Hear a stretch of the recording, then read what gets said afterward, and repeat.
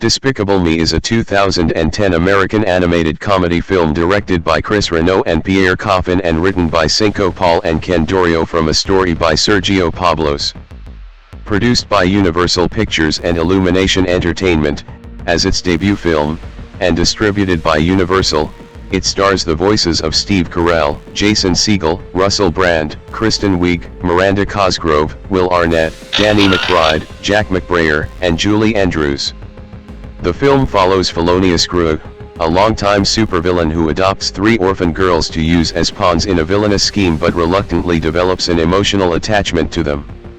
Development of Despicable Me began when Pablos pitched the idea about a main character having villainous attributes to producer Chris Meledandri following Illumination's foundation in 2007. The film was announced in 2008, with much of its creative team attached. Animation was provided by Paris-based studio MacGuff. Pharrell Williams and Heitor Pereira composed the film's score, with original songs written and performed by the former. Despicable Me debuted at the Annecy International Animated Film Festival on June 9, 2010, and was theatrically released in the United States on July 9. The film received positive reviews from critics and earned $543 million worldwide, becoming the 9th highest grossing film of 2010. It was nominated for Best Animated Feature Film at the Golden Globe Awards, BAFTA Awards, and Annie Awards, and won Favorite Animated Movie at the 2011 Kids' Choice Awards. Despicable Me began a successful franchise which includes 6 succeeding films, beginning with Despicable Me 2 in 2013. Plot: longtime supervillain felonious Gru has his pride hurt when an unknown rival steals the Great Pyramid of Giza. Gru, his elderly assistant Dr. Nefario, and his army of minions devise a plan to steal the moon. Seeking financial assistance, Gru approaches Mr. Perkins, the president of the Bank of Evil, who orders Gru to procure a shrink ray. While at the bank, Gru meets Perkins' son, Vector, who was responsible for the pyramid heist. Gru and 2 of his minions obtain the shrink ray from a research base in Southeast Asia, only for Vector to ambush them and steal it for himself. After numerous failed attempts to infiltrate Vector's fortress, Gru notices 3 orphaned girls, Margot, Edith, and Agnes, being allowed in to sell cookies to Vector. Gru adopts the girls under the guise of a dentist, using them to distract Vector while he reclaims the shrink ray. Afterwards, he tries to abandon the girls at an amusement park but ends up spending the day and bonding with them. Gru later shows Perkins the shrink ray through a video call, only to be rejected. Observing Gru's despair, the girls offer him their piggy bank, and the minions pool their resources to fund the moon heist. Meanwhile, Mr. Perkins informs Vector of Gru's current possession of the shrink ray, prompting Vector to take action. Nefario calculates the day when the moon is closest to Earth, which unfortunately coincides with the girls' upcoming ballet recital. Believing the girls are too much of a distraction to Gru, Nefario calls the orphanage's owner, Miss Hattie, to take the girls back. The next day, Gru successfully shrinks and steals the moon. Hoping to make it to the recital on time, he rushes back to Earth, but finds that Vector has kidnapped the girls. Gru confronts Vector at his fortress, surrendering the moon in exchange for the girls, but Vector refuses to release them. Enraged, Gru storms the fortress, and Vector activates his escape aircraft. Meanwhile, Nefario and the minions discover that the shrink ray's effects are temporary. The bigger an object, the faster it reverts to its original size. Gru, Nefario, and the minions rescue the girls before the moon returns to its normal size and launches itself into orbit, destroying Vector's aircraft and leaving him stranded. Gru regains custody of the girls, and they celebrate with a special ballet recital that turns into a dance party. Voice cast: Steve Carell voices Gru. Steve Carell as Gru, a longtime supervillain 7. Jason Segel as Vector, an arch-rival of Gru who was responsible for the Great Pyramid of Giza heist 8. Russell Brand as Dr. Nefario, Gru's elderly assistant 9. Kristen Wiig as Miss Hattie, the orphanage's owner 10. Miranda Cosgrove as Margot, a preteen orphaned girl and one of Gro's adopted daughters. 7. Will Arnett as Mr. Perkins, the president of the Bank of Evil. 9/11. Julie Andrews as Gro's mother. 5. Despicable Me supporting voice cast includes Dana Geyer and Elsie Fisher as Gro's adopted daughters Edith and Agnes, respectively, and Pierre Coffin as the Minions, Gro's adorable and humorous henchmen, with Chris Renaud as Dave and Jemaine Clement as Jerry. 5. 7. 12 other actors who lent their voices in minor roles include Danny McBride as Gro's neighbor Fred McDade, Jack McBrayer as a carnival barker and a tourist dad, Mindy Kaling as a tourist mom, Rob Hubel as an anchorman, Ken Dorio as an Egyptian guard, and Ken Jeong as a talk show host. 5. Production, Development and Writing. To develop Despicable Me, under the working title Evil Me, Spanish animator Sergio Pablos pitched the idea about a main character having villainous attributes.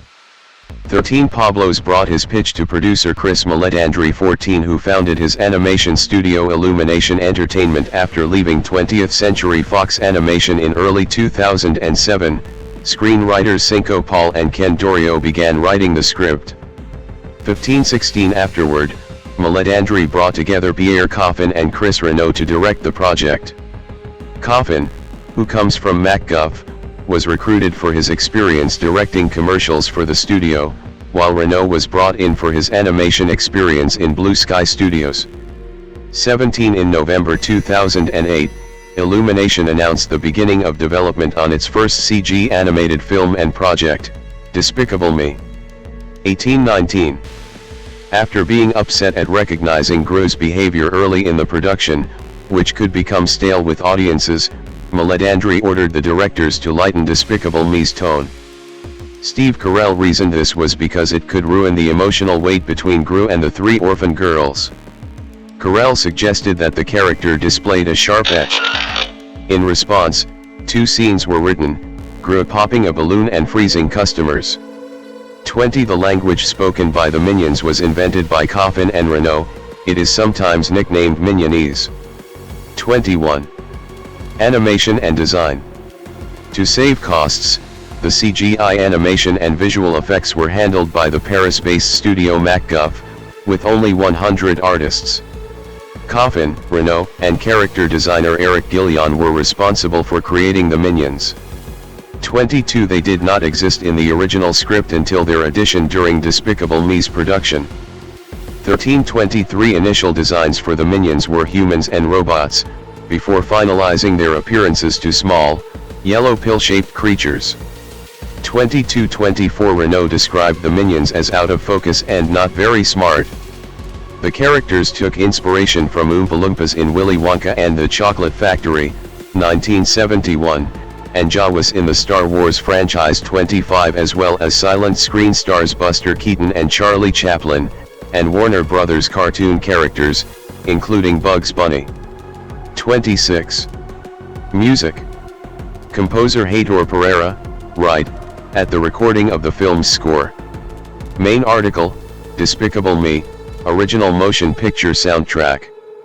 Despicable Me, Original Motion Picture Soundtrack is the soundtrack to the film of the same name, and it was released on July 6, 2010. It features new songs from the film written and performed by Pharrell Williams and performances by Destiny and Paris, The Silvers, Robin Thicke, and the Bee Gees. 27. Marketing and release. Universal Pictures partnered the film with licensing and promotional partners valued at $75 million for the marketing campaign. Additional marketing partners for the film included Airheads, Church's Chicken, Hungry Jack's, Color Me Mine, American Express, Kodak, IHOP, and Best Buy. 28 As a promotional tie-in, Despicable Me, the game was released in various platforms. 29.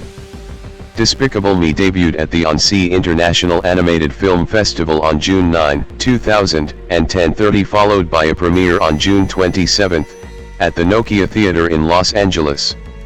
31 The film was released in the United States on July 9 with Predators. 32. Universal Pictures Home Entertainment released Despicable Me on Blu-ray, Blu-ray 3D, and DVD on December 14, 2010. 33 physical copies contain behind-the-scenes featurettes, filmmaker commentaries, games 34 and short films Home Makeover, Orientation Day, and Banana.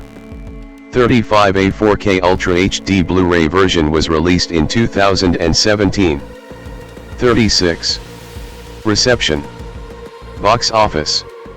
Despicable Me earned $251.6 million in the United States and Canada and $291.6 million in other territories, for a worldwide total of $543.2 million. 6. It was the 9th highest grossing film of 2010. 37.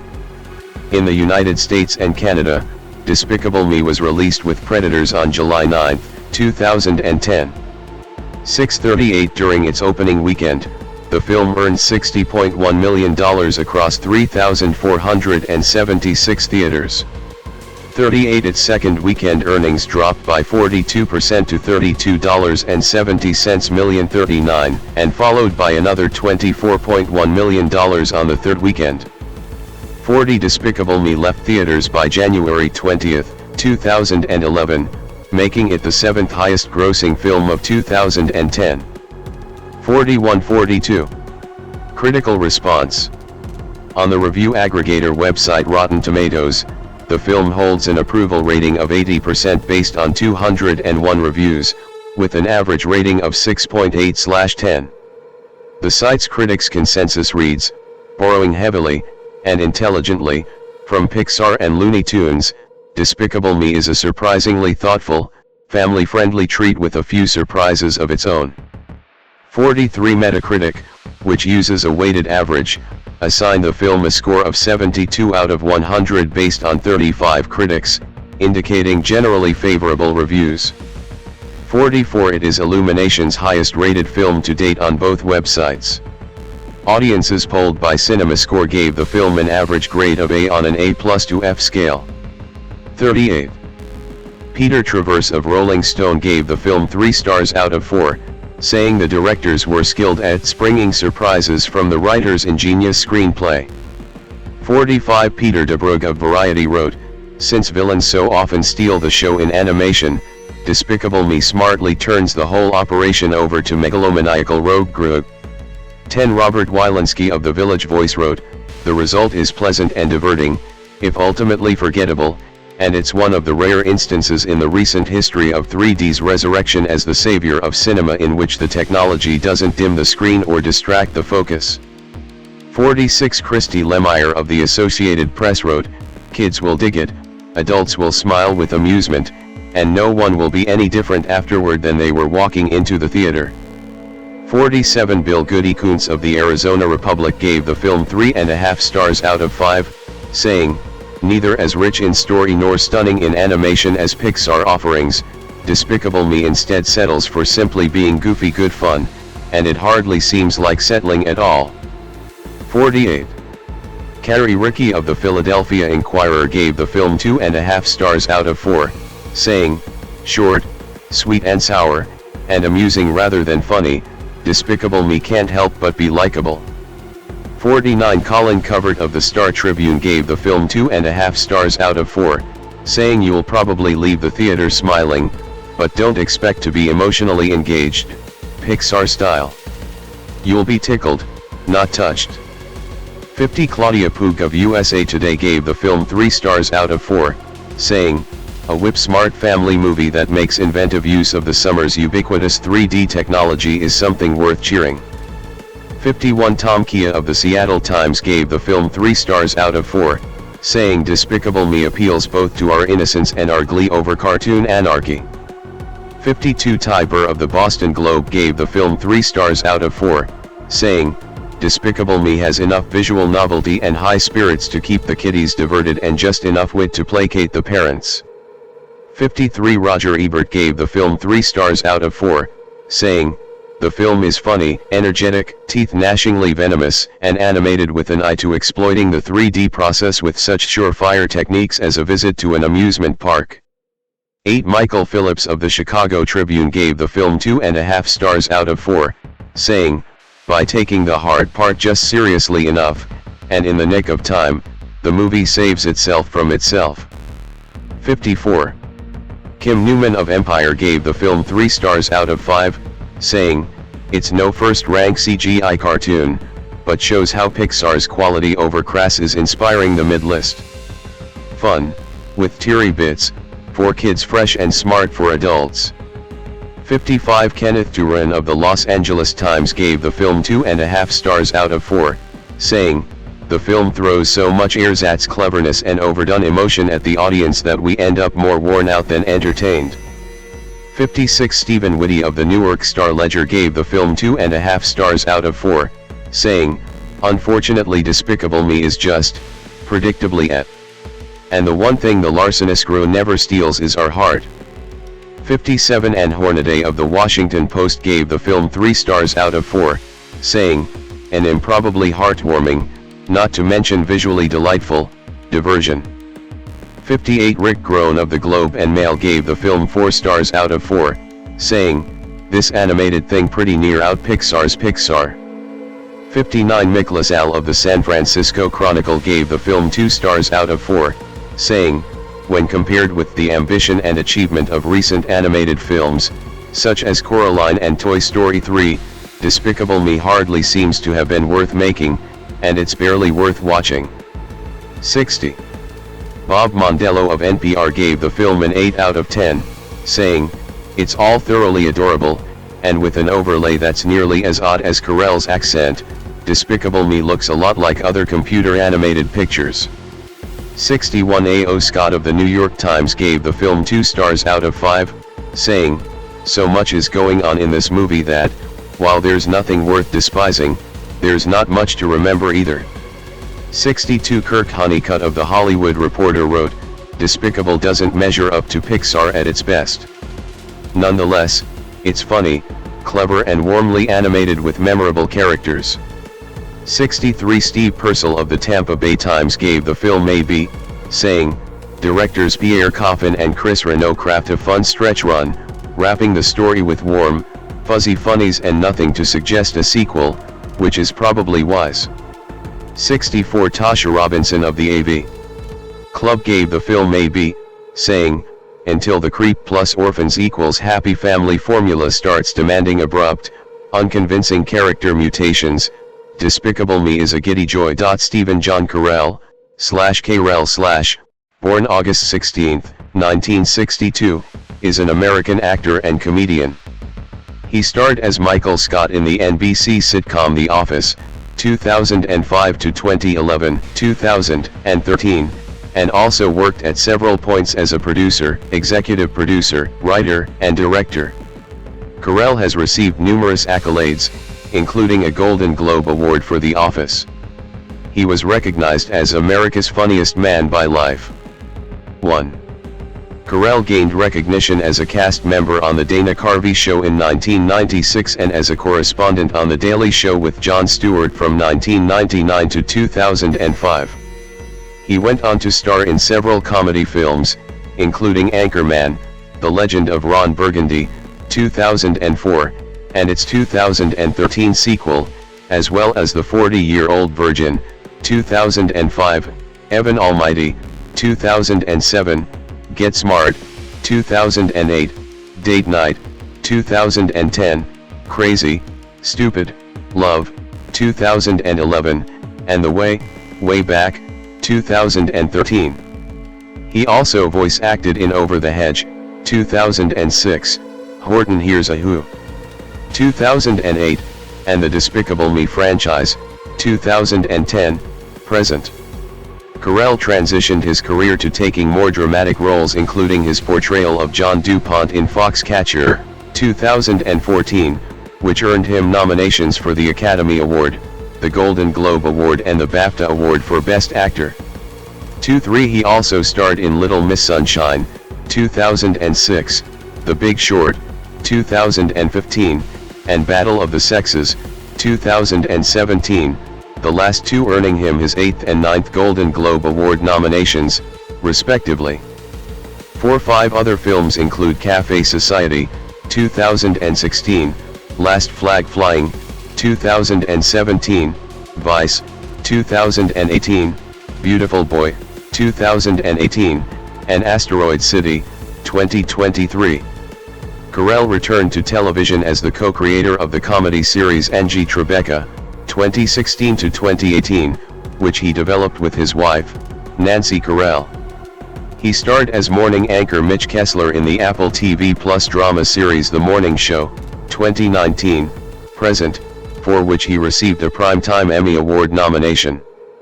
He also starred in Netflix sitcom Space Force, 2020 to 2022, and the FX on Hulu limited series The Patient, 2022. He made his Broadway debut playing the title role in the Lincoln Center Theater revival of Anton Chekhov's Uncle Vanya, 2024. Early life and education. Stephen John Carell was born on August 16, 1962 at Emerson Hospital in Concord, Massachusetts, the youngest of 4 brothers, and raised in nearby Acton, Massachusetts. Citation needed. His father, Edwin A. Carell, 1925 to 2021, was a mechanical engineer 7/8, and his mother, Harriet Teresa, née Cook, 1925 to 2016, was a psychiatric nurse. 9. Carell's maternal uncle, Stanley Cook, worked with scientist Alan B. Dumont to create improved cathode ray tubes.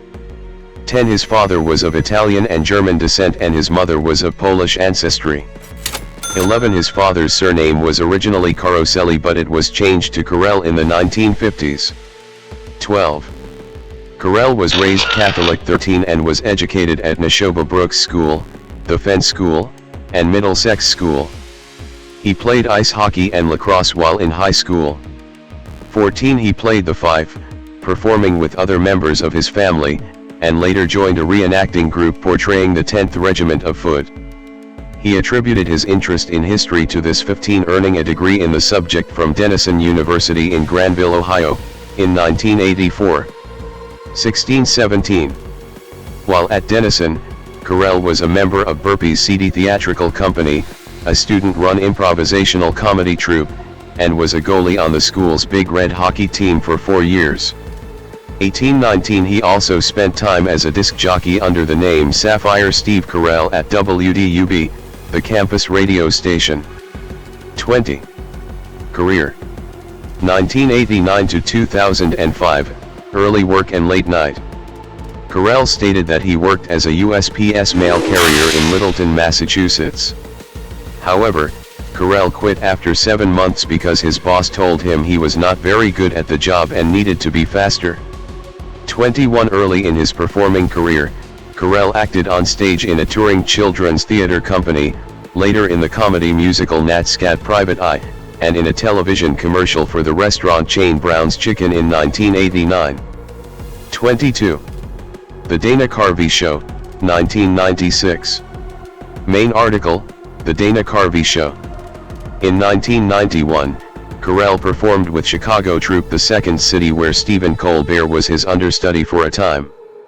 Carell made his film debut in a minor role in Curly Sue. In spring 1996 he was a cast member of The Dana Carvey Show, a short-lived sketch comedy program on ABC.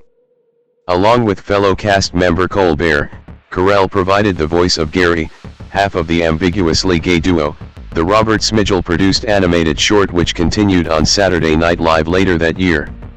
While the program lasted only 7 episodes, The Dana Carvey Show has since been credited with forging Carell's career. 23. He starred in a few short-lived television series, including Come to Papa and Over the Top. He has made numerous guest appearances, including in Funny Girl, an episode of Just Shoot Me. Additional screen credits include Brad Hall's short-lived situation comedy Watching Ellie, 2002 to 2003, and Woody Allen's Melinda and Melinda. The Daily Show, 1999 to 2005. Main article, The Daily Show. Carell was a correspondent for The Daily Show from 1999 to 2005, with several regular segments including Even Stephen with Stephen Colbert 24 and Produce Pete. 25-26. 2004 to 2013, The Office and comedic roles. Main articles, Michael Scott, The Office, and The Office, American TV series. Carell at the 2007 Academy Awards. Carell's first major film role was as weatherman Brick Tamland in the 2004 hit comedy Anchorman, The Legend of Ron Burgundy.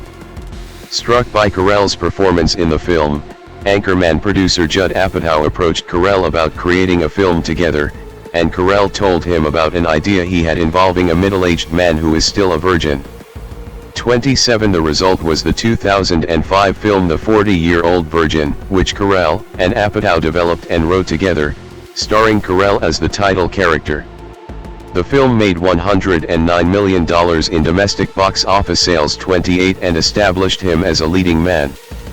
It also earned Carell an MTV Movie Award for Best Comedic Performance 29 and a Hugo Award nomination, along with Apatow, for Best Original Screenplay. 30. In 2005, Carell signed a deal with NBC to star in The Office, a remake of the British television series of the same name which was created by Ricky Gervais and Stephen Merchant. Developed by Greg Daniels, the series, shot mockumentary style, revolves around life at a mid-sized paper supply company. Carell played the role of Michael Scott, the immature, idiosyncratic regional manager of Dunder Mifflin, in Scranton, Pennsylvania. Although the first season of the adaptation suffered mediocre ratings, NBC renewed it for another season due to the anticipated success of Carell's film The 40-Year-Old Virgin 31, and the series subsequently became a raging success. Carell won a Golden Globe Award and TCA Award in 2006 for his role in The Office. He received 6 consecutive Primetime Emmy Award for Outstanding Lead Actor in a Comedy Series nominations, 32 for his work in the series, 2006 to 2011. Carell earned approximately $175,000 per episode of the third season of The Office, twice his salary for the previous 2 seasons. In an Entertainment Weekly interview, he commented on his salary, saying, "You don't want people to think you're a pampered jerk. Salaries can be ridiculous. On the other hand, a lot of people are making a lot of money off of these shows." 33. Carell at the premiere of Crazy, Stupid, Love, 2011. Carell played Uncle Arthur, imitating the camp mannerisms of Paul Lindy's original character, in Bewitched, a film adaptation of the television series of the same name co-starring Nicole Kidman and Will Ferrell. He also voiced Hamlet the Squirrel in the 2006 animated film, Over the Hedge, and Ned MacDod, the mayor of Hoveley, in the 2008 animated film Horton Hears a Who. He starred in Little Miss Sunshine during 2006, as Uncle Frank. 30 For his work in the films Anchorman, The 40-Year-Old Virgin, and Bewitched established Carell as a member of Hollywood's so-called frat pack, a group of actors who often appear in films together, that also includes Ben Stiller, Owen Wilson, Will Ferrell, Jack Black, Vince Vaughn, Paul Rudd, and Luke Wilson. Carell acted as the title character of Evan Almighty, a sequel to Bruce Almighty, reprising his role as Evan Baxter, now a U.S. congressman. The film received mostly negative reviews. Carell starred in the 2007 film Dan in Real Life, co-starring Dane Cook and Juliette Binoche. Carell played Maxwell Smart in the 2008 film Get Smart, an adaptation of the television series starring Don Adams. It was successful, grossing over $230 million worldwide. 35 During 2007, he was invited to join the Academy of Motion Picture Arts and Sciences. 36-37. Carell was allowed flex time during filming to work on theatrical films. Carell worked on Evan Almighty during a production hiatus during the second season of The Office. 38 Better Source Needed production ended during the middle of the fourth season of The Office because of Carell's and others' refusal to cross the picket line of the 2007 Writers Guild of America strike. Carell, a UGA member 39, has written 2 episodes of The Office, Casino Night and Survivor Man. Both episodes were praised, and Carell won a Writers Guild of America award for Casino Night. 40. On April 29, 2010, Carell stated he would be leaving the show when his contract expired at the conclusion of the 2010 to 2011 season because he wanted to focus on his film career. 41 However, according to interviews in The Office, the untold story of the greatest sitcom of the 2000s, Carell did not actually plan to leave at the time and was only thinking out loud during the interview, but after his statement failed to elicit a reaction from NBC, he decided it was best to move on. 42. Co-star Miranda Cosgrove and Carell at a premiere for Despicable Me 2, June 2013. In 2010, Carell starred with Tina Fey in Date Night and voiced Gru, the main character in the Universal CGI film Despicable Me, along with Miranda Cosgrove, Kristen Wiig, and Julie Andrews. He reprised the role in the 2013 sequel Despicable Me 2, the third Despicable Me 3 in 2017, and fourth Despicable Me 4 in 2024. In 2008, Carell signed a first-look deal with Warner Bros. 43 In 2009, his production company Carell Productions launched a television arm and signed a deal with Universal Media Studios. 44 He has several other projects in the works, including a remake of the 1967 Peter Sellers film The Bobo. He is doing voice-over work in commercials for Wrigley's Extra Gum. Carell has launched a television division of his production company, Carell Productions, which has contracted a 3-year overall deal with Universal Media Studios, the studio behind his NBC comedy series. Tom Hinkle and Campbell Smith of North-South Prods, former producers on Comedy Central's The Daily Show, were hired to manage Carell's TV operations. 45. His last episode as a main character in The Office, Goodbye, Michael, aired April 28, 2011, with his final shot showing Michael returning his microphone to the fictional documentary crew, before walking to a Colorado-bound plane to join his fiancée, Holly Flax, in Boulder, Colorado. His final line in this episode, to Pam Beesly, is thus unheard. Although he was invited back for the series finale in 2013, Carell originally declined, believing that it would go against his character's arc. 46 Ultimately Carell did reprise the role briefly in the series finale. 47-48 Also in 2013 Carell acted in the summer coming-of-age comedy The Way Back, starring Sam Rockwell, Maya Rudolph, and Allison Janney. Carell was asked about participating in a revival of the series in 2018. During the press day for Welcome to Marwen, Carell told Collider reporter Christina Radish, "I'll tell you, no. The show is way more popular now than when it was on the air. I just can't see it being the same thing, and I think most folks would want it to be the same thing, but it wouldn't be. Ultimately, I think it's maybe best to leave well enough alone and just let it exist as what it was. I just wouldn't want to make the mistake of making a less good version of it. The odds wouldn't be in its favor, in terms of it recapturing exactly what it was, the first time." 49. 2014 to 2018, dramatic film roles. Carell at the Australian premiere of Anchorman 2, The Legend Continues, 2014. In 2014, Carell starred in the true crime drama film Foxcatcher alongside Mark Ruffalo and Channing Tatum, in which Carell played the millionaire and convicted murderer John Eleuthère DuPont. It premiered at the Cannes Film Festival. 50 Carell was nominated for the Golden Globe for Best Actor and the Academy Award for Best Actor. In 2015, Carell reprised his role as Gru for a cameo appearance in the film Minions. Carell played activist Stephen Goldstein in the gay rights drama Freeheld, replacing Zach Galifianakis, who dropped out due to scheduling conflicts.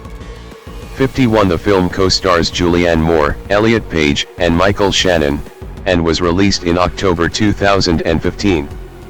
He followed this with another biographical drama, The Big Short, in which he portrayed banker Steve Eisman, whose name was changed in the film to Mark Baum.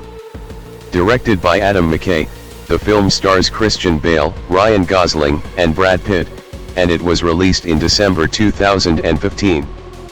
The film earned Carell a Golden Globe Award nomination for Best Actor. The film was also nominated for the Academy Award for Best Picture. The following year he replaced Bruce Willis in Woody Allen's Café Society, 2016, alongside Kristen Stewart and Jesse Eisenberg. 52. The film premiered at the 69th Cannes Film Festival, opening the festival. The film's consensus on Rotten Tomatoes reads, Café Society's lovely visuals and charming performances round out a lightweight late-period Allen comedy whose genuine pleasures offset its amiable predictability. 53. In 2017, Carell headlined the biographical comedy drama Battle of the Sexes, portraying tennis star Bobby Riggs, with Emma Stone co-starring as Billie Jean King. The film earned both Carell and Stone Golden Globe nominations. 54. Carell also starred as Larry Doc Shepherd in the war comedy drama film Last Flag Flying, directed by Richard Linklater, starring Lawrence Fishburne and Bryan Cranston. Carell at the 2014 Cannes Film Festival. In 2018, Carell starred in 3 films. He led the addiction drama Beautiful Boy as real-life father David Sheff, whose son Nick, Timothy Calumet, struggles with drug addiction. He also played Donald Rumsfeld in Adam McKay's political satire, Vice, about the life of former Vice President Dick Cheney, Christian Bale.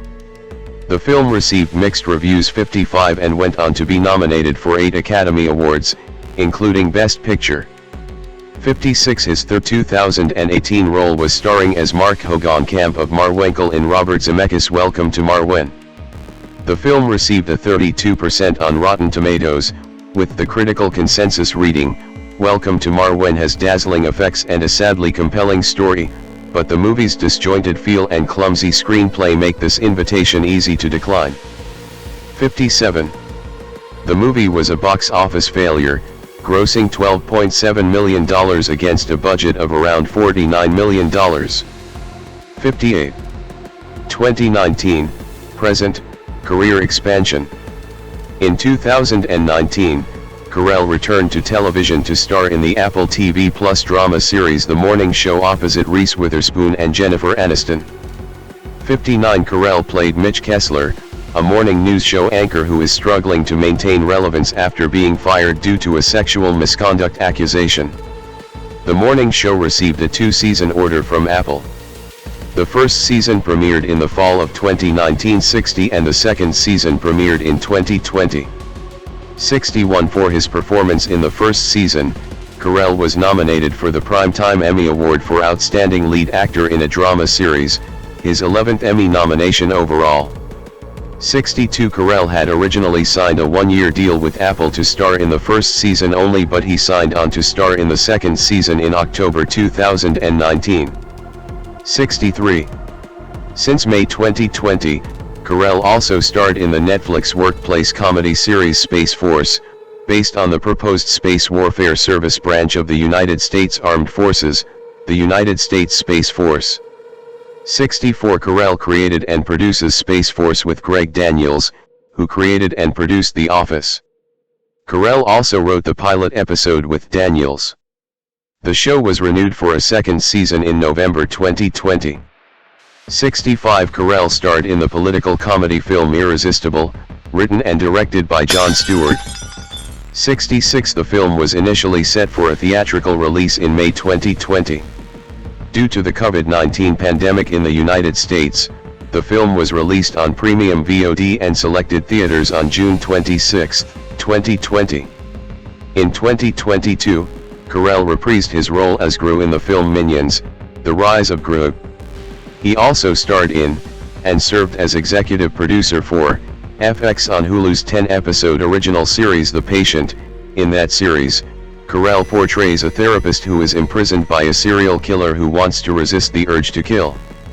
67. Carell replaced Bill Murray, who contracted COVID-19, in Wes Anderson's Asteroid City, 2023. 68. In 2023, it was announced that Carell would be making his Broadway debut as the title role in the Lincoln Center revival of Anton Chekhov's Uncle Vanya at the Vivian Beaumont Theater. 69. The production was directed by Lila Neugebauer and Carell starred alongside Allison Pill, William Jackson Harper, Alfred Molina, Anika Noni Rose and Jane Howdishell. Personal life.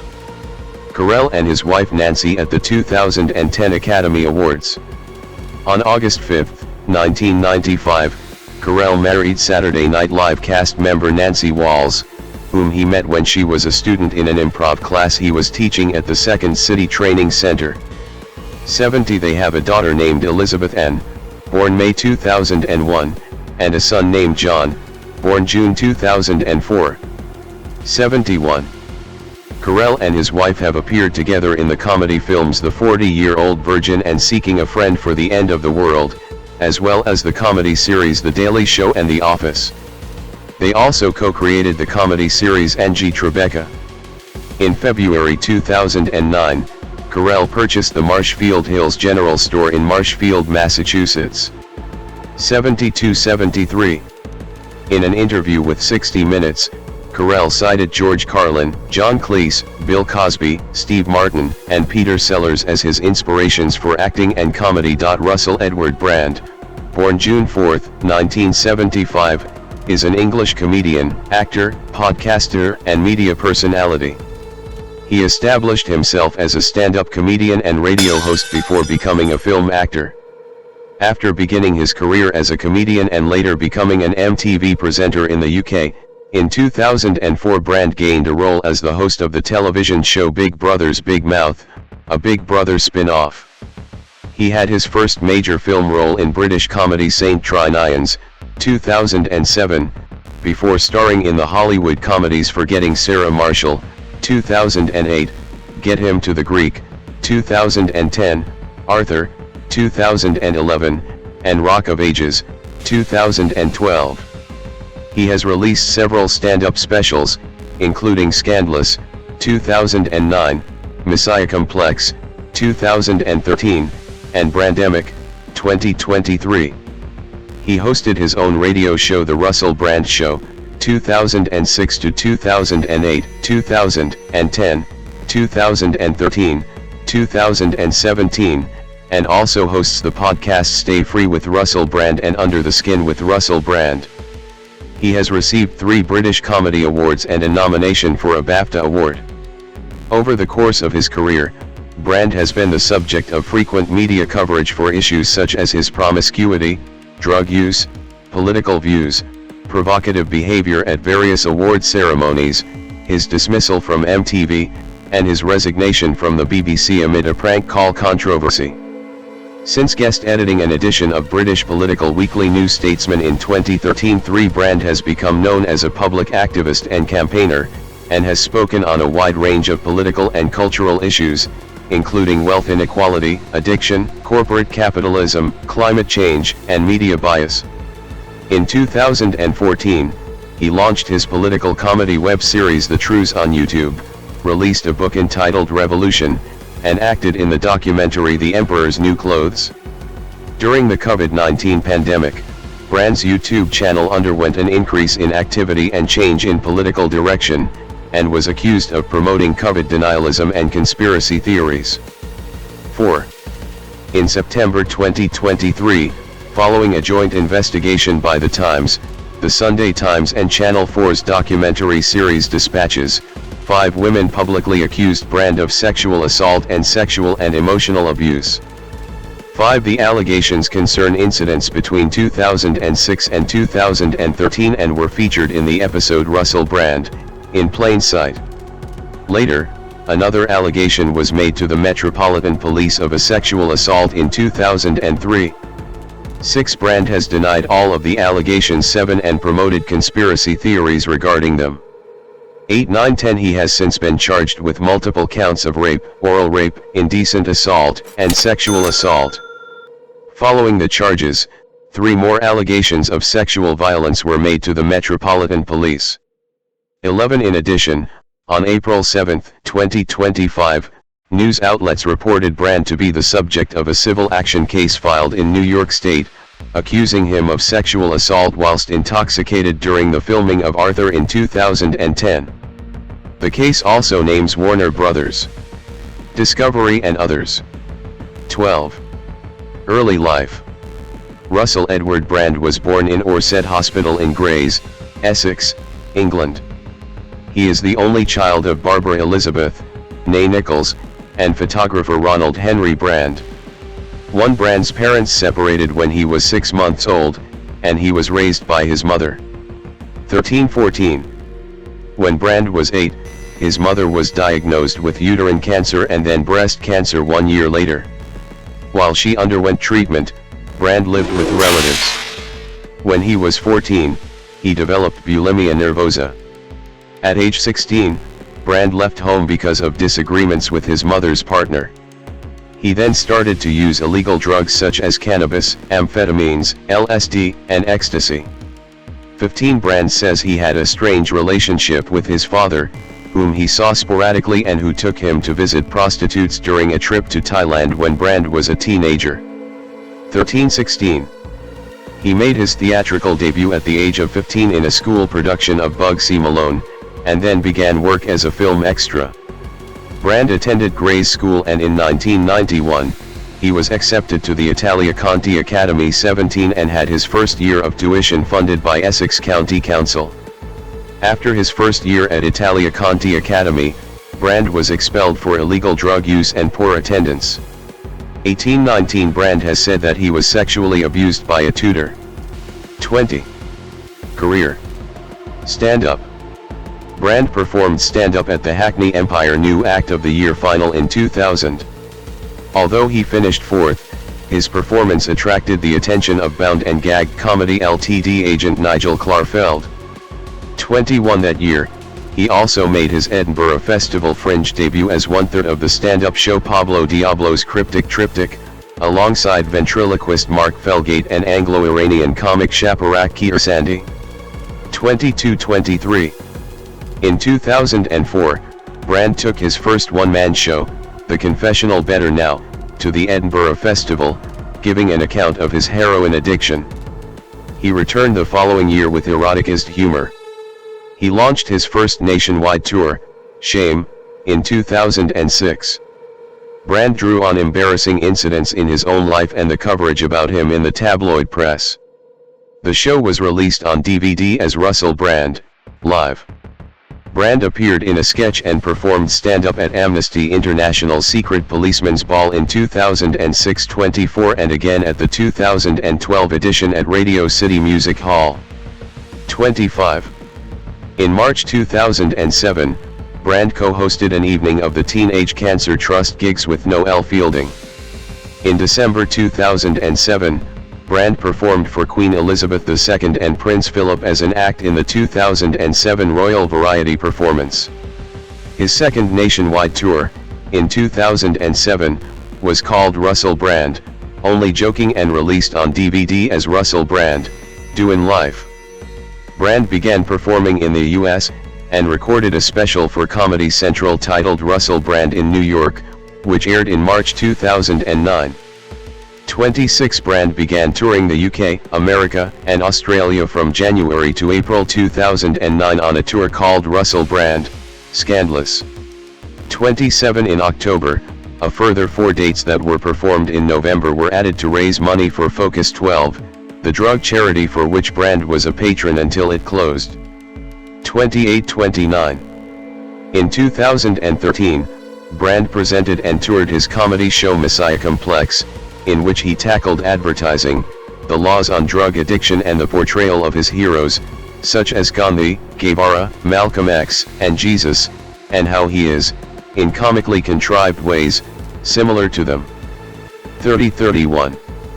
In January 2017, Brand announced his new tour Rebirth, which debuted in April 2017 and was meant to go through November 2018.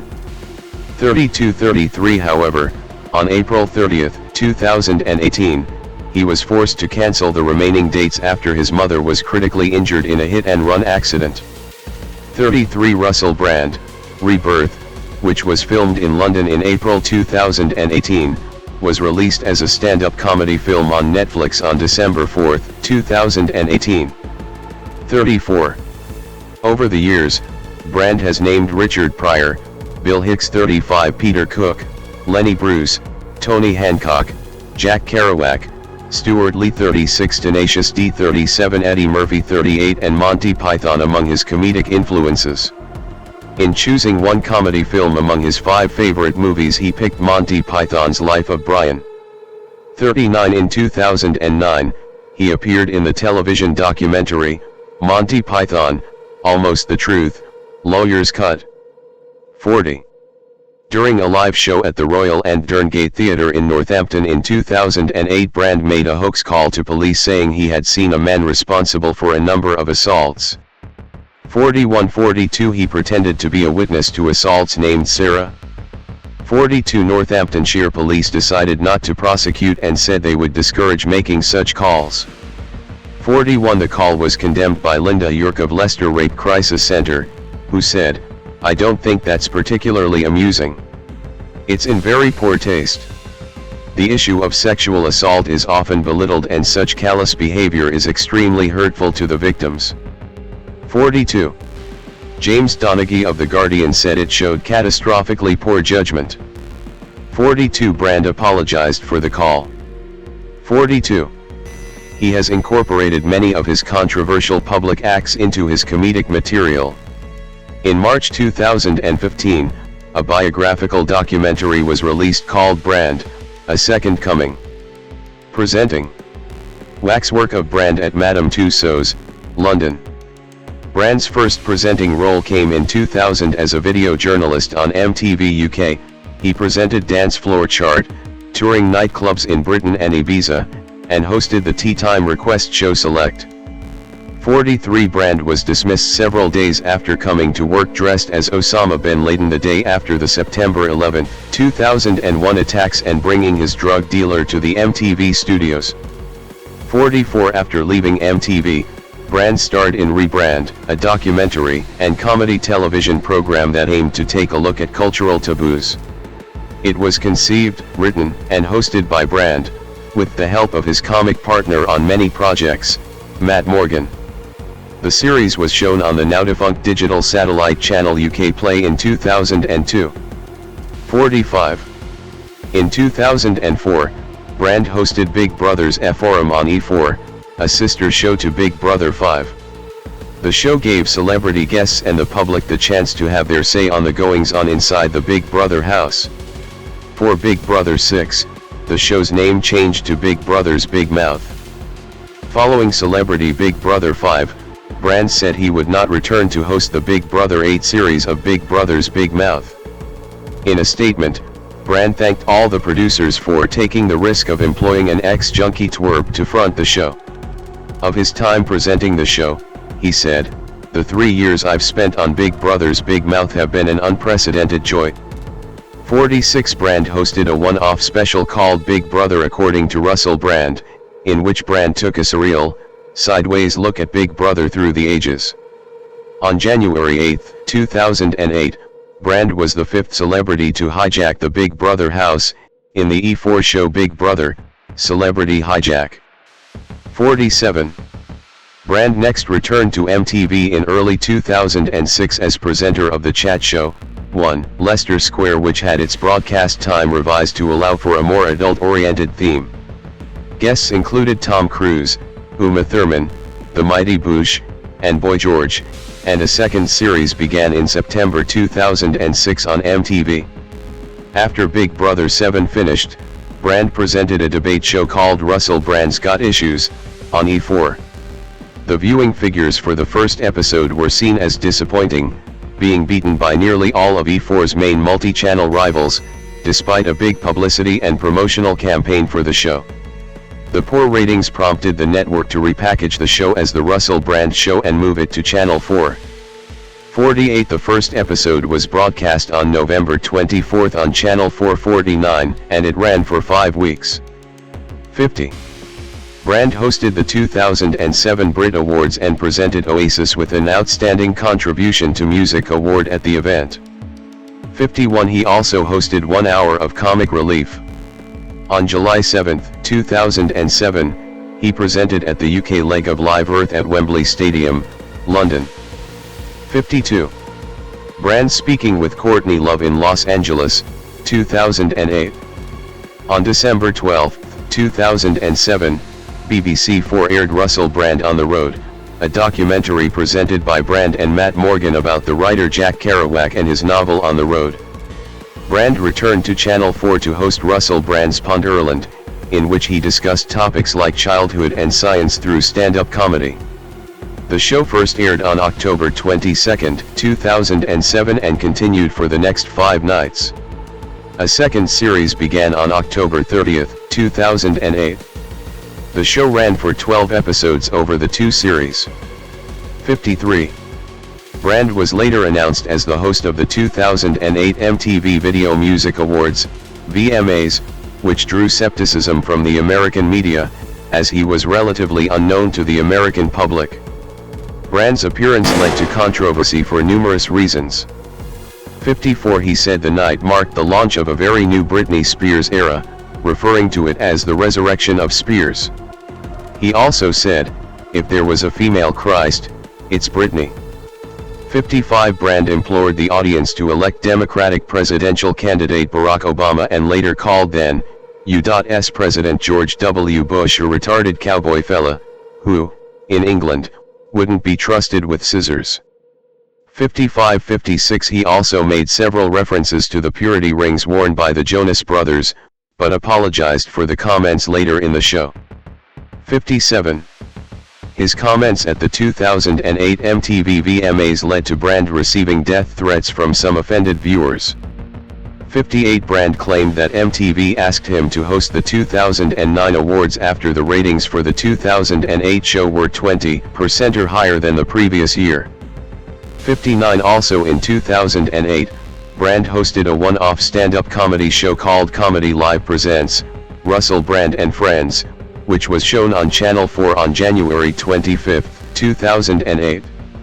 Brand returned to host the 2009 MTV VMAs, on September 13, 2009, at Radio City Music Hall in New York City. 60-61. The ratings for the 2009 show were the best since the 2004 VMAs. 62. On February 12, 2011, Brand guest hosted an episode of the hit American sketch comedy series Saturday Night Live. 63. In 2012 he hosted the MTV Movie Awards 64 and Brand X with Russell Brand, a late-night talk show on FX that received lukewarm reviews and middling ratings. 65. The show was cancelled in 2013 after running for 2 seasons. 66. Acting. In 1994, while still a teenager, Brand appeared in episodes of the Bill and the Children's Adventure series Mud.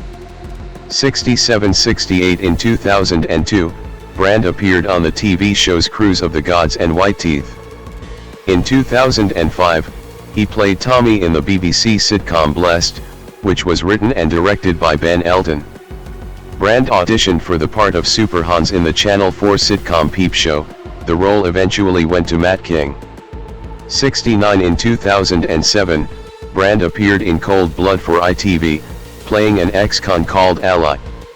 Brand played a recovering crack addict named Terry in the pilot for the ITV comedy The Abbey, written by Morwenna Banks. 70. He voiced an Earth Guardian in Robbie the Reindeer in Close Encounters of the Herd Kind. Brand appeared in a small role in the 2006 movie Penelope, although his first major film role was as Flash Harry in the 2007 film St. Trinians. 71.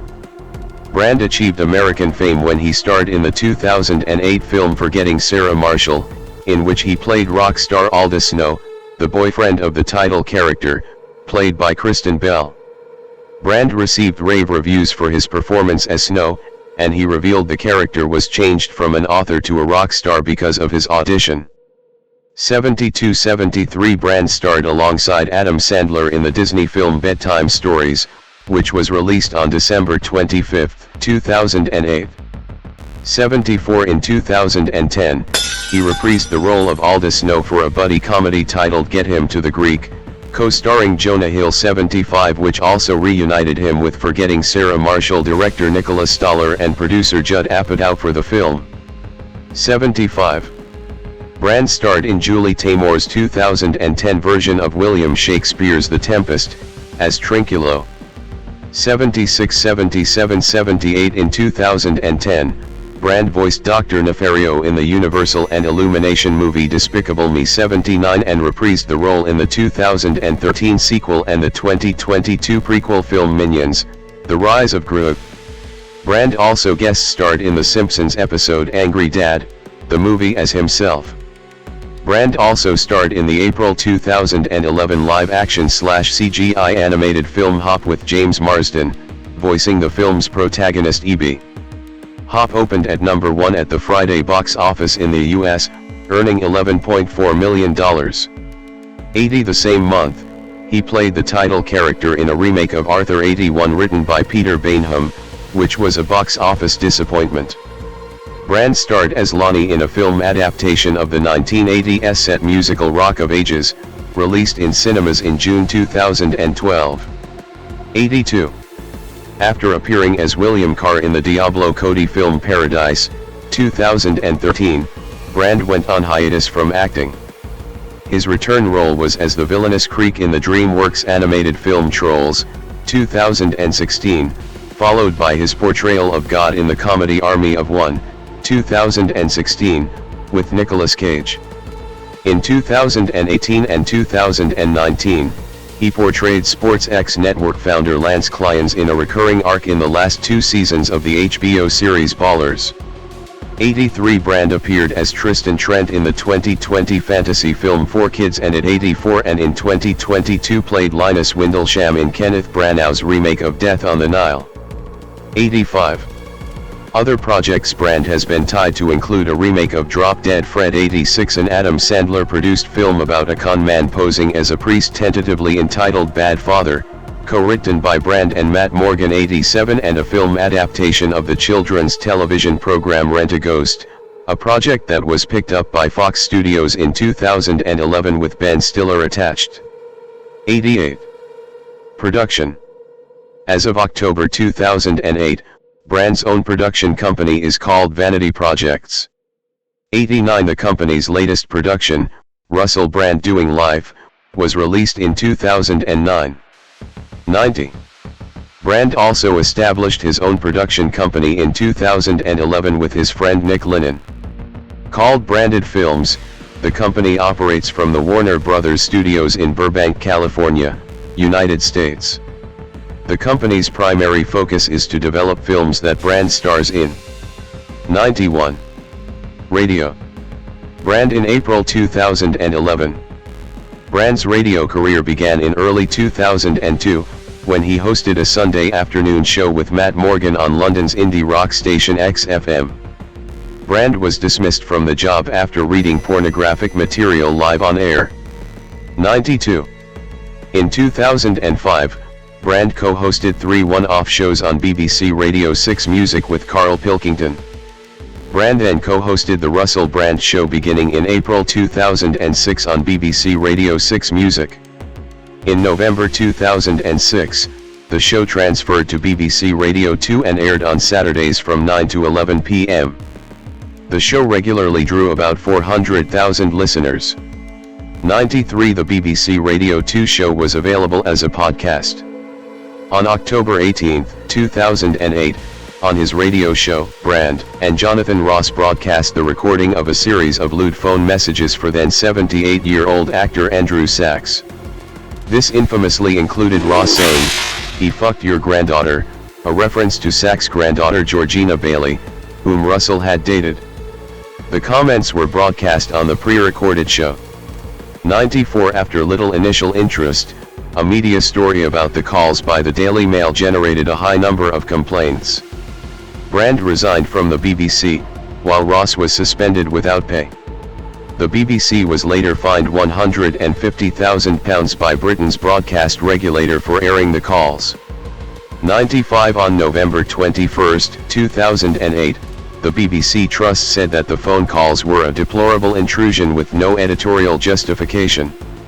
96. Brand returned to radio when he and Noel Gallagher hosted a one-off football talk show on April 19, 2009 for TalkSport.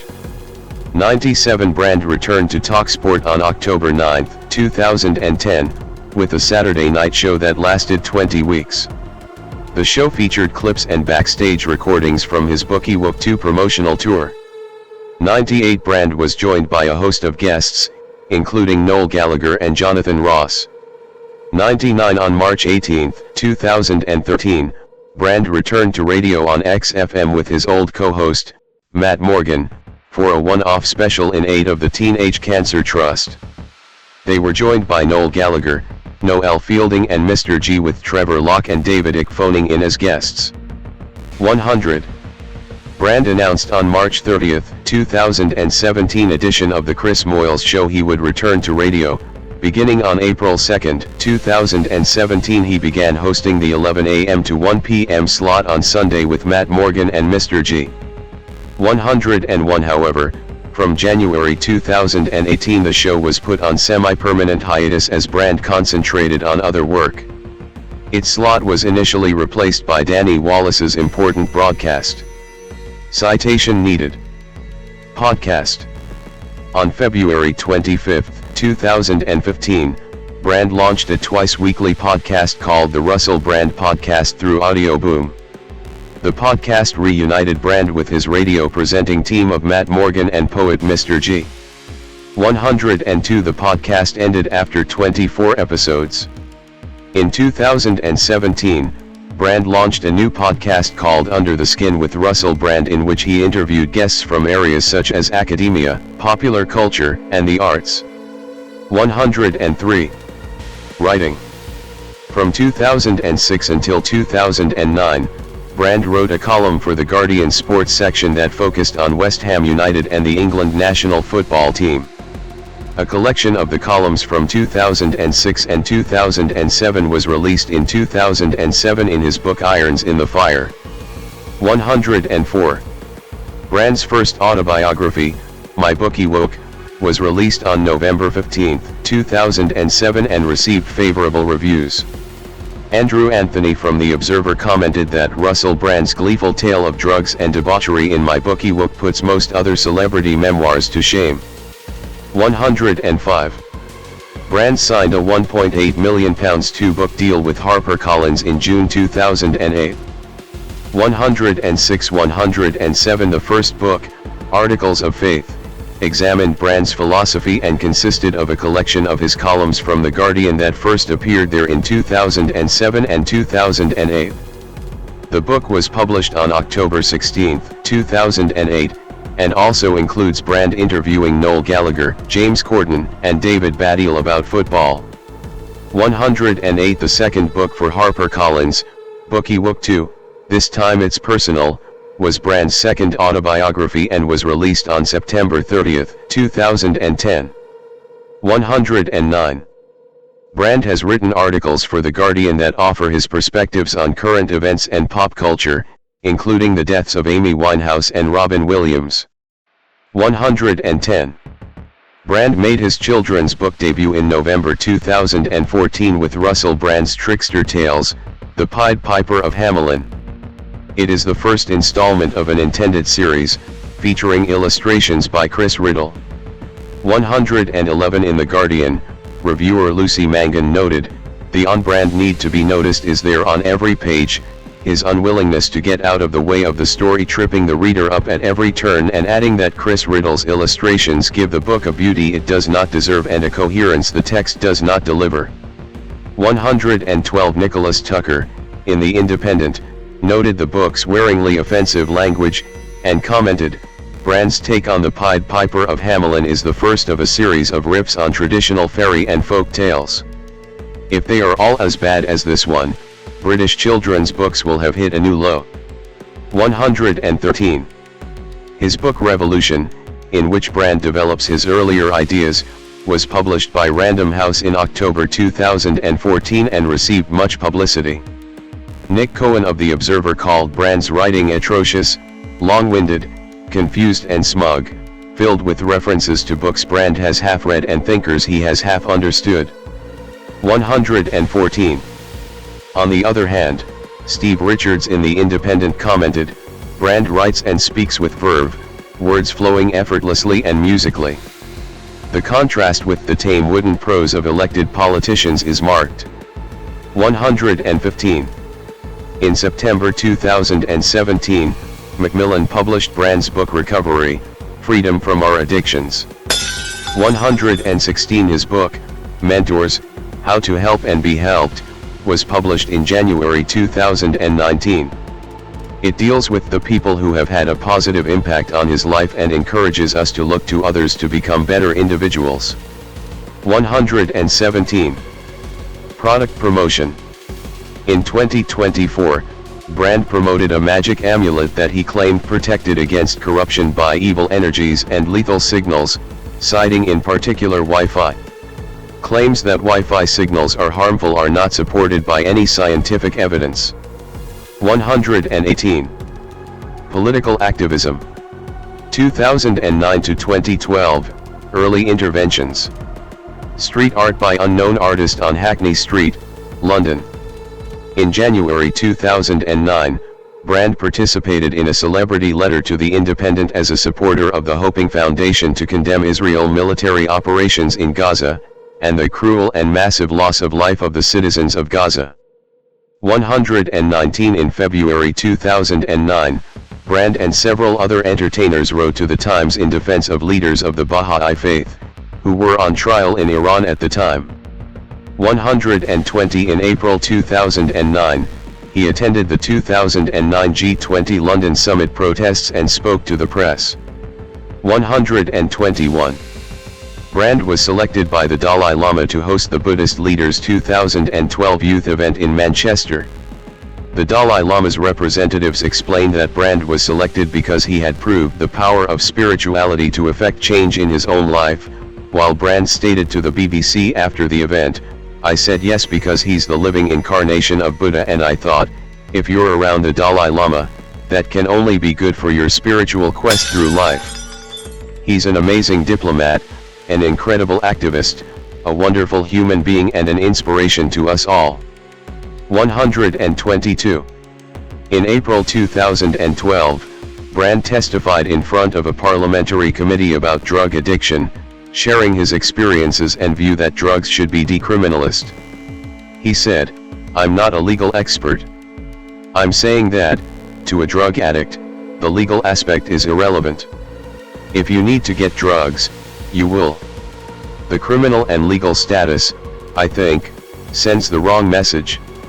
Being arrested isn't a lesson, it's just an administrative blip." 123. Part of this testimony was included in a BBC Three documentary, Russell Brand, From Addiction to Recovery, that aired in December 2012. Brand said he felt compelled to make the film after the 2011 death of close friend Amy Winehouse, and he also used the opportunity to question how British society deals with addicts and addiction. 124. 2013, New Statesman, Newsnight. Brand at the London Revolution protest, June 2014. Brand has frequently campaigned for political issues. 125. 126. In June 2013, he appeared in a video in support of Chelsea Manning. 127. On September 3, 2013, in his acceptance speech at the GQ Awards show after receiving the Oracle Award, Brand mentioned sponsor Hugo Boss's former business making uniforms for the Gestapo. Brand said of the Nazis, "They did look fucking fantastic, let's face it," before he goose-stepped across the stage in a comical imitation of the Nazi march. Brand was ejected from the event after GQ editor Dylan Jones confronted Brand, saying that the speech was very offensive. Brand replied that the Nazis' treatment of the Jewish people was very offensive. 128. On October 23, 2013, in an interview by Jeremy Paxman for the BBC's Newsnight, Brand disparaged the British political system as ineffectual and encouraged the British electorate not to vote. Brand said that he has never voted and he never will. 125. Paxman challenged Brand about his call for revolution and whether someone who had never voted could edit a political magazine. 129. When Paxman asked what a revolution would look like, Brand replied, "A socialist egalitarian system based on the massive redistribution of wealth, with heavy taxation of corporations. I think the very concept of profit should be hugely reduced. I say profit is a filthy word, because wherever there is a profit there is also a deficit. 131. Brand guest edited a special issue of the New Statesman on the theme of revolution, published on October 14, 2013, in which objected to the destruction of Earth through greed and exploitation, and called for a change in consciousness to accompany political and economic measures to achieve a more sustainable future. 132. In November that year, Brand joined the anonymous Million Mask March in London that protested against cuts, corruption, and an increase in state surveillance. 133. 2014 to 2017, The Truths and Revolution. Brand at the Cambridge Union Society, January 2014. In January 2014, Brand was invited by the Cambridge Union Society to participate in an interview. 134. Brand launched his YouTube series The Truths, True News with Russell Brand in 2014. 135. The show was halted for nearly a year as he decided to be away from social media to focus on his personal and professional growth. 136. Brand speaking at the People's Assembly Against Austerity rally in London, June 2014. In June 2014, he took part in the People's Assembly Against Austerity, which attracted an estimated 50,000 people marching from the BBC office to Westminster. Brand addressed the crowd, saying, "The people of this building, the House of Commons, generally speaking, do not represent us, they represent their friends in big business. It's time for us to take back our power. Power isn't there, it is here, within us. The revolution that's required isn't a revolution of radical ideas, but the implementation of ideas we already have." 137. Brand interviewed outside the Houses of Parliament, London in 2014. In October 2014, at the time Brand's book Revolution was published, John Lydon, also known as Johnny Rotten of the Sex Pistols, in an interview with Polly Toynbee of The Guardian, said that Brand's advocacy of non-voting is the most idiotic thing I've ever heard. 138. In a November 2014 YouGov poll, involving a selection of celebrities, Brand was chosen as the one with the most negative influence on political debate, 46%. The poll also found that 60% of poll participants disliked him and 28% liked him. 139. Shortly afterwards, Brand appeared on Newsnight again, but was interviewed by Evan Davis on this occasion. Asked about 9/11 conspiracy theories and whether the attacks were perpetrated by the American government, Brand commented, "We have to remain open-minded to that kind of possibility." 141. Although the section of the interview ended with Brand stating that he did not want to talk about daft conspiracy theories. 142. Brand at Zuccotti Park, New York City, October 2014. BBC Three commissioned Brand to make a documentary on the global war on drugs, which aired on November 26, 2014. The film, titled Russell Brand, End the Drugs War, shows him exploring the policies of other countries in search of a compassionate approach to people who use illicit drugs. Brand said in the documentary, "People think compassion is wet liberalism, it's not, it's pragmatic." 143. On December 2, 2014, Brand joined East London residents to protest over the increase in rents at the New Era housing estate. 144. During a protest for the New Era residents, Channel 4 News reporter Para O'Brien continually pushed Brand to answer questions about the value of his own property, which is rented. The line of questioning irritated Brand, who ended up calling the reporter a snide. The short clip went viral on YouTube. 145. 146. On December 11, Brand appeared on the BBC's Question Time programme, which included the UK Independence Party's leader Nigel Farage as one of the other panellists. Brand called Farage a pound shop. Enoch Powell on air 147, and the two men continued to trade insults after the program had ended. 148. In January 2015, during the television show Channel 4's Big Fat Anniversary Quiz, Brand insulted the politician Ed Balls. Balls responded by calling Brand a pound shop. Ben Eldon. 149. 150. In March, Brand announced he would use money from his Revolution book to open a cafe, the True Era Cafe, on the New Era estate in the London borough of Hackney, which would employ recovering drug addicts. 151. The cafe opened on March 26, 2015. 152. And in September the following year Brand donated it to the Rehabilitation for Addicted Prisoners Trust. 153. In March, readers of Prospect magazine voted Brand the fourth most influential thinker in the world, behind Thomas Piketty, Yanis Varoufakis, and Naomi Klein. 154. The film documentary Brand, A Second Coming, which reflects on Brand's journey into political activism, premiered at the South by Southwest Festival in Austin, Texas, in March 2015. 155. Brand and director Michael Winterbottom worked together to produce a documentary, The Emperor's New Clothes, that had its international premiere on April 24, 2015 at the Tribeca Film Festival.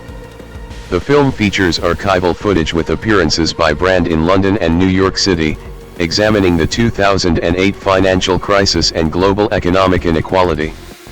The documentary is produced by Brand's Revolution Films Company and distributed by Studio Canal UK. 156. 157. On April 29, 2015, 8 days ahead of 2015 UK general election, Brand published an interview with Labour leader Ed Miliband on an episode of The Trues. 158. Miliband stated that he took part to win over people like Brand who do not vote, although his opponent David Cameron deemed the entire interview a joke. 159. The following day Brand released an interview with Green Party leader Natalie Bennett and Green MP Caroline Lucas, giving his support to Lucas in Brighton, advising people there to vote Green. 160. He released additional material from his discussion with Ed Miliband and stating, "I think we've got no choice but to take decisive action to end the danger of the Conservative Party." 161. He dropped his anti-voting position and declared the importance of voting, backing Labour, and telling his fans that you gotta vote Labour, although he admitted that he couldn't be sure of the reality of what a Labour government would mean. 162. 163. Brand was not registered to vote in the 2015 election. 162. Brand later endorsed Jeremy Corbyn in the 2015 Labour Party leadership election. 164. 2021, present, conspiracy theory accusations, conservative activism, and stay free. Brand in September 2020. During the COVID-19 pandemic, Brand's YouTube channel underwent an increase in political activity and a rightward change in political direction, and was accused of promoting COVID denial and other conspiracy theories. 4. According to culture reporter Louis Gilden, his videos are usually framed with some sort of contrarian take or calling out hypocrisy in the mainstream media, and often hint at a vague, world-altering conspiracy. 165. Chilton questioned Brand's motives, suggesting that skeptics might question why he advertises his stand-up tour just seconds into the start of each clip. 165. In March 2023, Finn McRedmond of The New Statesman, which Brand had guest edited in 2013, described Brand as having now melded his trad socialist values with all the suspicions and anxieties of the new American right. 166. In September 2021, Brand told people attending his tour how they could bypass COVID-19 safety measures. 167. The following month, YouTube began reviewing some of Brand's videos to see if they violated the site's COVID-19 vaccine policies. 168. In 2022, Brand reacted to the World Health Organization's meetings on the pandemic treaty, saying your democracy is fucking finished and that the world had lapsed into a terrible technocratic, globalist agenda. 169 Early that year, Brand released a video decrying the media for allegedly ignoring the Canada convoy protest. 171 Brand promoted unfounded claims of U.S. bioweapon labs in Ukraine. 172 Elon Musk defended Brand from media criticism on Twitter, saying, "I watched some of his videos. Ironically, he seemed more balanced and insightful than those condemning him. The groupthink among major media companies is more troubling. There should be more dissent." 173 When YouTube took down one of his videos in September 2022, citing its policy on medical misinformation. 174 He moved his channel to Rumble, where he launched a new daily live show, Stay Free with Russell Brand. 175 176 On May 15, 2024, Brand performed a comedy set at a campaign event for presidential candidate Robert F. Kennedy Jr., for which he was paid around $70,000. 177 178 In July 2024, he attended the Republican National Convention. 179 In early August of that year, he officially endorsed Kennedy for president. 180 Legal issues. Illegal drug use. The media published articles on Brand during his drug-using period, typically in relation to incidents, and his public profile has since been associated with this era. Drug-related issues led to Brand's arrest on 12 occasions. 181 Brand was ejected from the Gilded Balloon in Edinburgh, and following a subsequent show in the city in 2004, a reviewer stated that you'd rather hug him than hit him, as he had embraced recovery by this point. Following the cessation of his use, Brand revealed through his stand-up performances that he introduced his drug dealer to Kylie Minogue during his time at MTV. 182 And said he had performed manual sex on a male stranger in a public toilet for a television program, adding, "I must say, it wasn't for me. I didn't really enjoy it. My tendencies and inclinations towards women are very, very powerful. I like them very much. It's just a biological urge." 183 He was a patron of the Focus 12 drug treatment program and rehabilitation charity. After his own use of the service, the charity closed in 2018. 184 29 Brand's sobriety was instigated by his agent, John Noel, after Brand was apprehended using heroin in a bathroom during a Christmas party. Brand cites his practice of transcendental meditation as a significant factor in his recovery from drug dependence. 185 Brand organized 3 fundraisers for Focus 12 in London, Dublin, and Belfast in 2009, and has also acted as a sponsor for numerous people during the rehabilitation stage of their treatment process. 184 Alleged battery and criminal damage charges. Brand in Regent's Park, London, September 2020. On September 16, 2010, Brand was arrested on suspected battery charges after he allegedly attacked a paparazzo who blocked his and then fiancée Katy Perry's way to catch a flight at Los Angeles International Airport. 186 The paparazzo placed Brand under citizen's arrest until the police arrived, and he was released from custody the next day after posting $20,000 bail. 187 On March 15, 2012, an arrest warrant was issued for Brand in New Orleans because of allegations that he had thrown a photographer's mobile phone through a window. The paparazzo was taking pictures of Brand with an iPhone when Brand wrestled the device from his hands and tossed it at a law firm's window.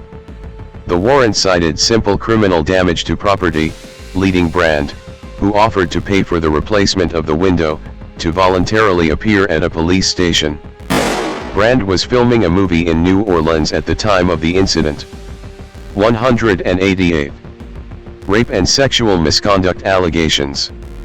Pre-2023 allegations.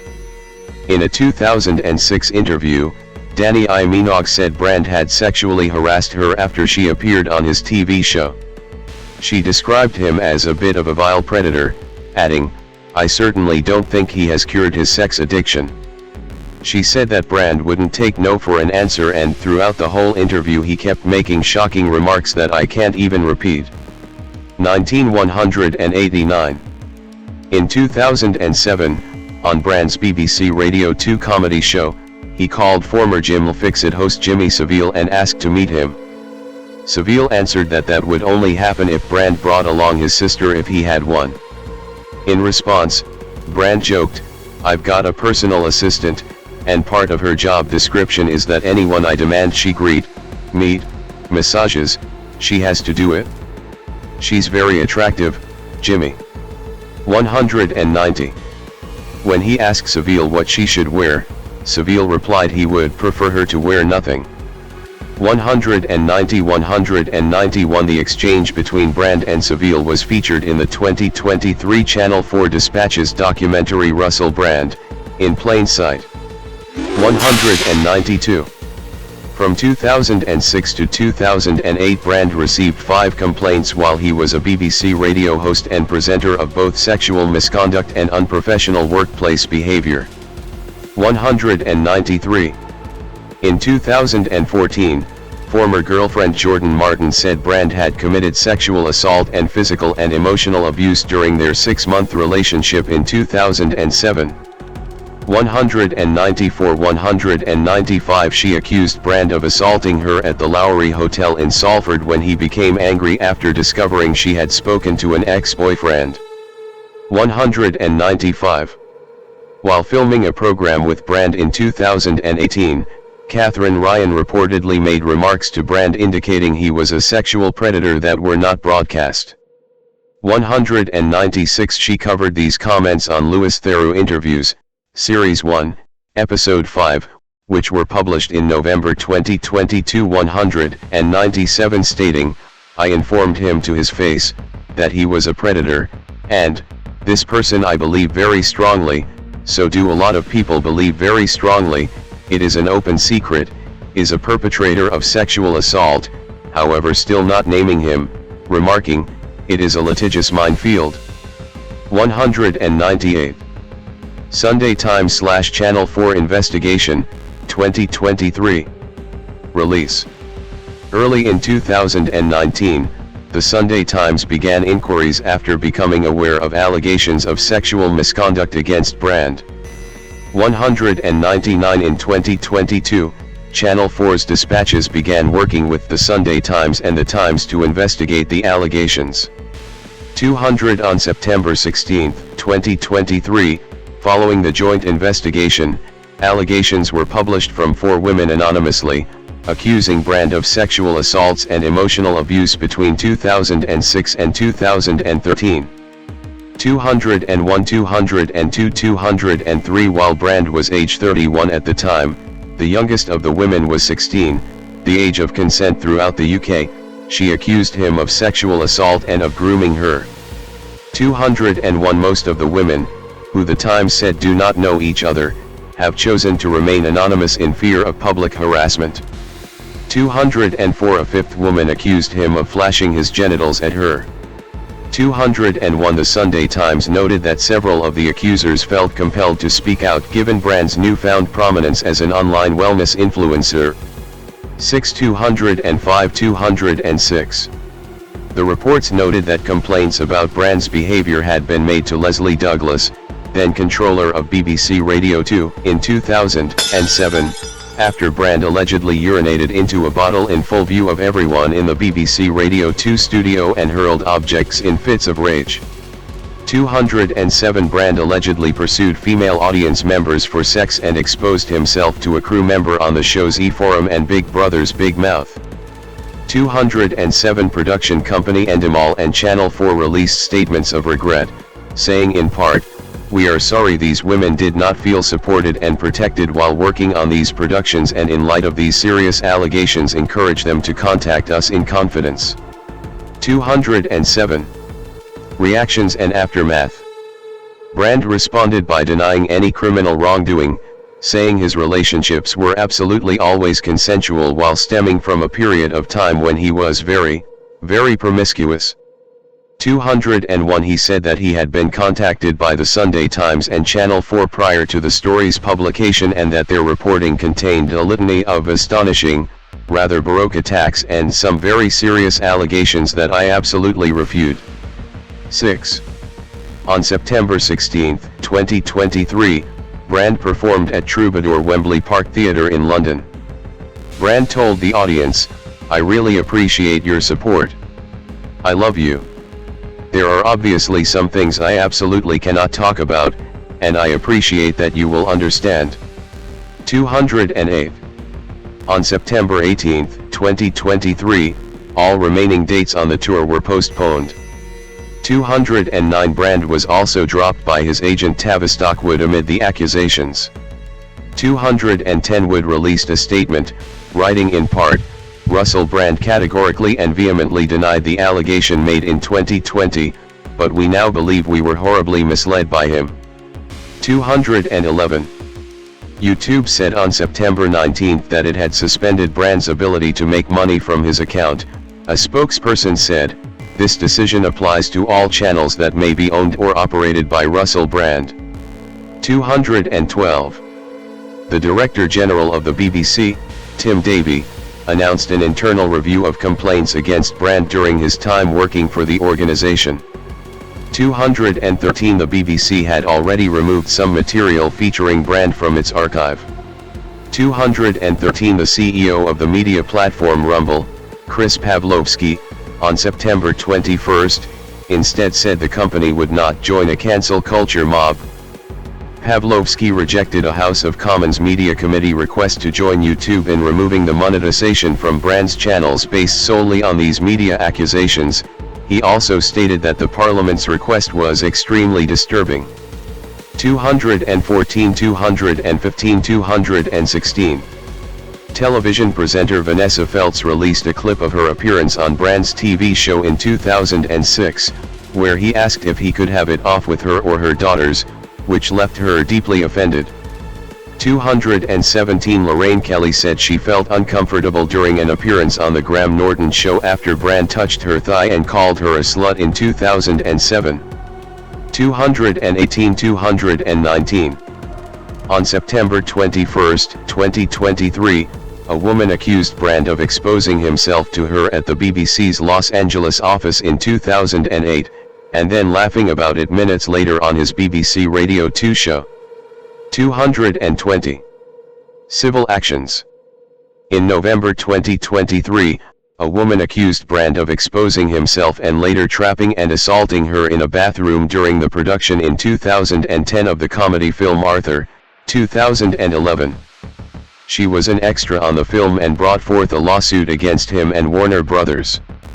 221 On November 3, 2023, the lawsuit was filed against Brand under New York's Adult Survivors Act, which allowed victims of sexual offenses for which the statute of limitations had lapsed a period of 1 year to file a suit. Warner Brothers and others involved in Arthur's production were also named as defendants for neglecting, aiding, and abetting misconduct by Brand on the film set. 222 223 On February 6, 2025, Brand was sued for sexual abuse at the High Court of Justice in London. 224 On April 7, 2025, news outlets reported Brand to be the subject, among others, of the previously mentioned civil action case filed in New York State, accusing him of sexual assault whilst intoxicated, whilst filming Arthur. The Independent states the plaintiff alleged Brand exposed his genitalia to her and followed her to a bathroom while intoxicated on set and assaulted her. As the two legal actions have been filed separately, concerns have been raised they may prejudice each other. Whilst a delay request by Brand's legal team was rejected, the deadline to submit his deposition for the U.S. lawsuit has been extended to October 30, 2025. Brand denied the allegation, claiming he had been sober for approximately 8 years at the time of the incident. Warner Brothers was also named on the lawsuit, accused of negligence. 12 225 Police investigations and criminal charges. After having encouraged anyone who believes themselves to have been a victim of sexual assault to come forward, the Metropolitan Police received on September 17, 2023 an allegation of sexual assault against Brand said to have taken place in Soho, London, in 2003. 226-227 The alleged incident predates the period of alleged incidents covered in the Sunday Times and Channel 4 investigations. 228, 229, 230 On November 19, 2023, Brand was questioned by police in connection with alleged sexual assaults. 231, 232. In November 2024, detectives investigating allegations of offenses between 2006 and 2013 sent the Crown Prosecution Service a file of evidence so the prosecutors could consider bringing charges against him. 233, 234. On April 4, 2025, Brand was charged by Metropolitan Police with 1 count of rape, 1 count of indecent assault, 1 count of oral rape and 2 counts of sexual assault. 235, 236 The charges related to alleged offences against 4 women, with the incidents alleged to have occurred in Westminster and Bournemouth between 1999 and 2005. 237 Brand posted a video denying the charges, saying, "I'm now going to have the opportunity to defend these charges in court and I'm incredibly grateful for that." 235. Also on April 4, following the charges, an additional 3 women reported to the Metropolitan Police that Brand had sexually assaulted and abused them. 11. On May 2, 2025, Brand appeared at Westminster Magistrates Court for his first hearing, during which he was granted bail. 235 He spoke only to confirm his name, date of birth, address, and to confirm he understood his bail conditions. Outside of court he continues to refute the charges. 238 The case was referred to the Old Bailey, with the next hearing set for May 30, 2025. 239, 240 On that date, he entered a plea of not guilty with the trial scheduled to begin on June 3, 2026. 241. In the days following his charges, Brand was indefinitely suspended from his role as an ambassador for the Tiggy Winkles Wildlife Hospital charity. 242 and dropped as a celebrity spokesperson for the American Catholic meditation and prayer app Hallow. 243. Personal life. Brand has been diagnosed with attention deficit hyperactivity disorder, ADHD, and bipolar disorder. 244, 245 He also says he has had bulimia 181 and pornography addiction 246 and experienced a period of self-harming. 247. Brand showed interest in the Hare Krishna movement and wrote in a 2007 Guardian column, "I say Hare Krishna as often as possible, sometimes even when I'm not being filmed." 248. Brand also used to be a Buddhist. Speaking to The Guardian in 2017 he said he believed in a higher power as described by Alcoholics Anonymous, AA. 20 He later gravitated towards Christian spirituality and practice by daily reciting the Lord's Prayer and attempting to have Christ consciousness. 249 Brand became a Christian and was water baptized by Bear Grylls on April 28, 2024. 250, 251. In the October 2014 issue of Vanity Fair, Brand said of the allegations of misogyny made against him, "I have lived a life and had a frame of cultural references that make that charge quite legitimate. But as a person who's trying to live a decent, spiritual life, misogyny is not part of my current palette of behaviors. In a way, redemption is a great part of my narrative. I'm talking about disavowing previous lives, previous beliefs, previous behaviors." 252. Since 2016, Brand has been training in the martial art of Brazilian Jiu-Jitsu and has earned a purple belt in the discipline. 253 He credits the art with improving his life in several ways. 254. At the time of his 2017 wedding, Brand lived near Henley-on-Thames. 255 Brand is the owner of the Crown Inn pub in Pishall, a village near his Henley-on-Thames home. 256. In 2011, Brand served as best man at Noel Gallagher's wedding to Sarah McDonald. 257. Relationships. Brand first met American singer Katy Perry in mid-2009 when she filmed a cameo for his film Get Him to the Greek, although the cameo was cut from the film. 258 They began dating after meeting again at the 2009 MTV Video Music Awards in September. 259 The two became engaged on New Year's Eve 2009 during a holiday in India. 260 And married there on October 23, 2010 in a Hindu ceremony near the Ranthambore Tiger Sanctuary in Rajasthan. 261 On December 30, 2011, Brand filed for divorce, citing irreconcilable differences. 262 Their divorce was finalized in July 2012. 263. Perry's July 2012 autobiographical documentary, Katy Perry, Part of Me, showed the couple having conflicting career schedules and Perry not feeling ready to have children. 264 Perry later said in an interview that Brand did not like the idea of her being the boss of things, and that the last time she had heard from him was on December 31, 2011, when he text messaged that he was divorcing her. 265. Days after his divorce was finalized, Brand said in an interview with Howard Stern that he was extremely in love with Perry, but after marrying her realized this isn't really working out. I was really in love with her, but it was difficult to see each other. It mostly didn't work for practical reasons. 266 While Stern pressed for details, Brand declined, saying, "I don't want anything to hurt her. She's younger than me, she's a young woman and she's beautiful and she's sensitive and I care about her deeply." 266.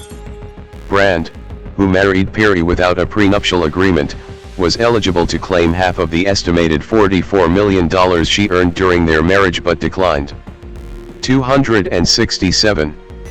In 2012, he briefly dated singer Jerry Halliwell. 268. From 2013 to 2014, Brand was in a relationship with Jemima Goldsmith, formerly known as Jemima Khan, a daughter of financier James Goldsmith. 269 After The Sun printed a story in November 2013 alleging that he had been unfaithful to Khan, Brand received unspecified libel damages from the paper in May 2014 which he said he would donate to the Hillsborough Justice Campaign. 270 Brand and Khan ended their relationship in September 2014. 271 272. Since 2015, Brand has been in a relationship with Scottish blogger and former restaurateur Laura Gallagher, the sister of television presenter Kirsty Gallagher and daughter of Bernard Gallagher. Brand and Gallagher first dated in 2007, when Gallagher was 19 and Brand was 30.